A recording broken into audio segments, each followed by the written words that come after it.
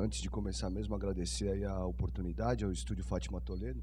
É um prazer ter essa projeção aqui hoje, porque na verdade o filme, a carreira dele já meio que acabou, porque um curta-metragem tem uma carreira de 1 ano mais ou menos aí para rodar festivais.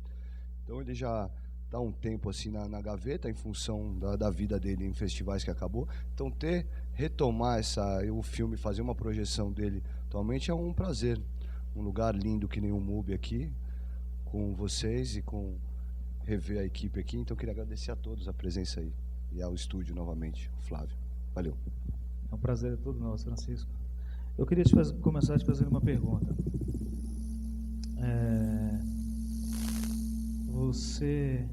Como é que surgiu essa ideia de filmar esse texto do Angeli? Na verdade, ela é a culpada. Foi a Cris. Na verdade, eu tive meu penúltimo curta-metragem, que chama O Nano Ilusão.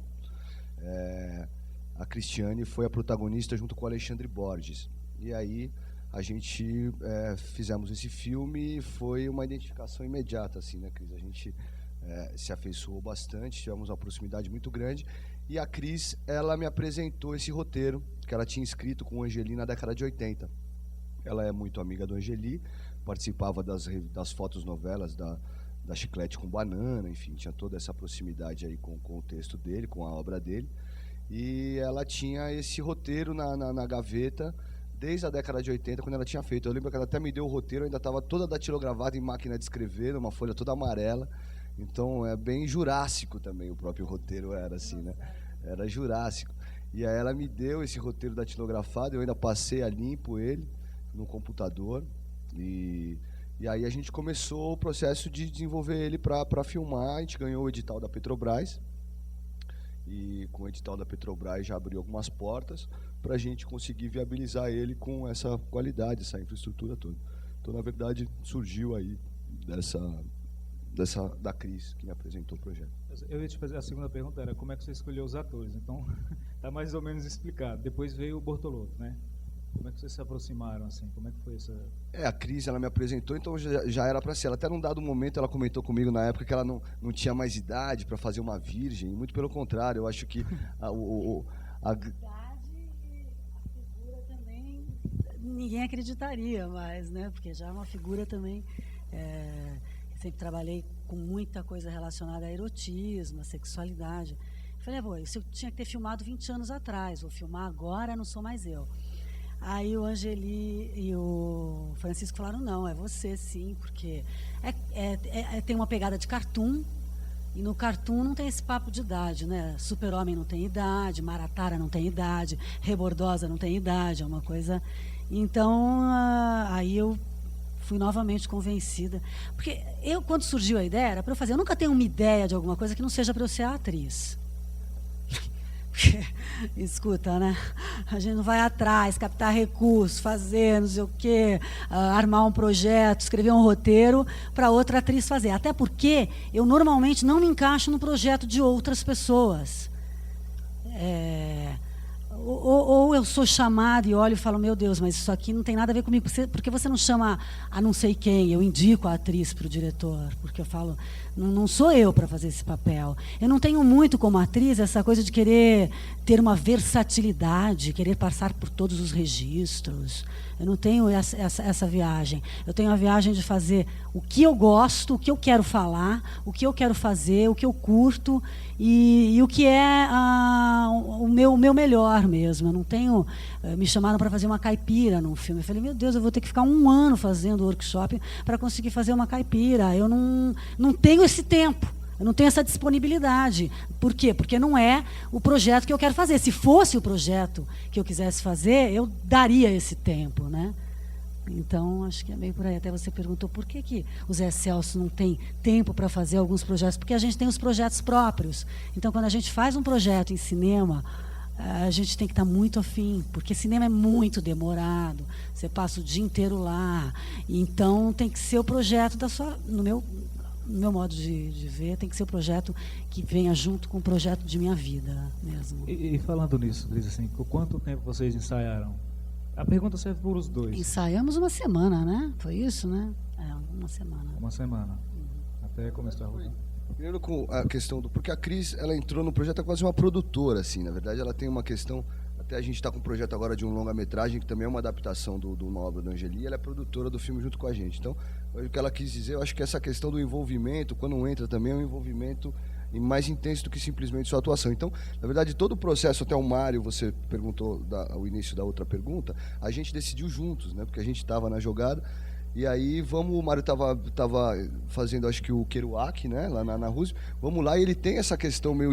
Ele é um dinossauro mesmo, o Mário, assim, né, a persona dele. Então, nós chegamos juntos na escolha do Mário. Foi a Cris até que sugeriu, e aí a gente foi lá falar com ele, e era o cara, não poderia ser outra pessoa, né.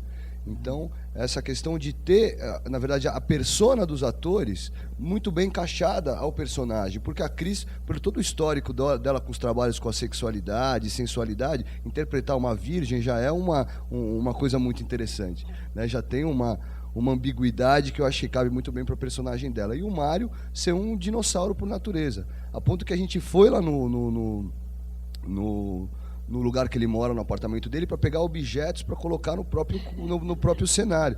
Porque, na verdade, ele tinha uma camisa fedida dele lá no negócio que a gente pegou e colocou no cenário sem lavar. A bota que ele usa, o coturno, estava jogado no cenário.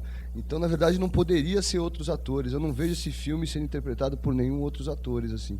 Então, na verdade, foi como uma luva. E sobre o ensaio, na verdade, até é um texto, tudo que está dito ali estava no roteiro mesmo. Então não teve muito improviso, assim, de diálogo, né? Então, com 2 grandes atores, com o diálogo na ponta da língua, aconteceu. Então a gente fez mais um ensaio de alguns dias, assim, durante a semana, para movimentação mesmo. E aí eles foram incorporando. O Mário, por exemplo, começou a falar, e se eu começar a rosnar, né? Então ele fica rosnando, aquele processo até declarar que é um dinossauro. Então, os ensaios que eu acho que com 2 grandes atores, a gente tem uma facilidade tamanha, você quase não precisa dirigi-los, né? Você põe eles, fala a movimentação. E também a linguagem, né? Porque é difícil você passar para uma atriz essa linguagem que é. Você faz no gestual o cartoon, é tudo desenhado, é tudo posado, é tudo a hora que vai sentar, não tem uma coisa naturalista, né? É um trabalho todo onde é pensado cada gesto, cada parada. Mas internamente é realista, é verdadeiro. Ela tem que estar sentindo o que ela está falando. Ela tem que estar fazendo de verdade. Ela não pode criticar o que ela está falando. Quando ela goza, ela tem que gozar, ela tem que se sentir gozando mesmo. Quando ela está com medo, ela tem que estar com medo mesmo. Mas o medo, no gestual, não é uma coisa realista. Ele tem um traço de desenho, de cartoon mesmo. Então, você passar... É a mesma coisa que pegar uma atriz, a Gorete Milagres, e fazer ela fazer isso, entendeu? Que a caipira que eu não faria naquele filme, que foi exatamente o filme que me convidaram para fazer.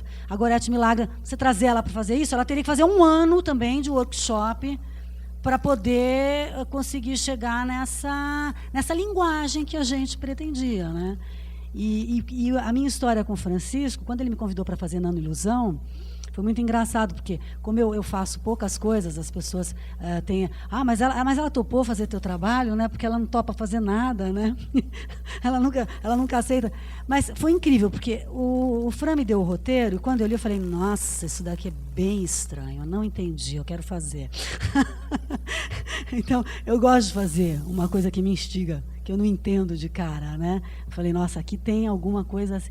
E foi uma loucura, porque é um curta onde eu fico me xerocando nua, né?